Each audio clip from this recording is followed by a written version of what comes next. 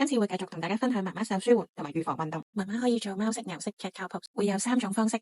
第一，手掌膝頭放地下，手腕同膊頭垂直，手掌手指完全打開，膝頭哥同 pat pat 垂直，打開膊頭闊度，吸氣，膊頭捲向後，夾實背脊，肚仔少少沉低，感受脊椎一節一節向下彎，眼望前，幻想下巴點心後，感受到背肌張開，眼望大髀。2. 手指尖轉向自己，若果拉緊強烈不適，可以選擇先做一隻手，再做另一邊，或者微微升起手掌都可以。Level 1可以選擇停留喺度，手腕至膊頭拉緊。Level 3配合 cat cow pose。Level 3配合 cat cow pose。媽媽可以因應自己手腕情況去選擇。雙手保持垂直，pat pat 避免前後喐動，集中伸展上背，拉緊由膊頭延伸至手腕，增加脊椎靈活度，同時有助收縮盆底肌。3. 手指尖指向自己，掌心向上。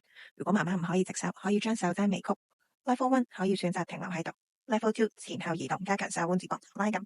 Level 3一樣配合 cat cow pose。記得避免直接壓腰，避免縮起膊頭，避免頸部過分用力。以上伸展都可能會感受到由手腕至手臂、膊頭甚至頸部嘅拉緊，放鬆肩頸背。完成動作之後，可以順時針同埋逆時針打圈轉動手腕，伸展手腕關節。有需要嘅媽媽記住 save 每日都做啦。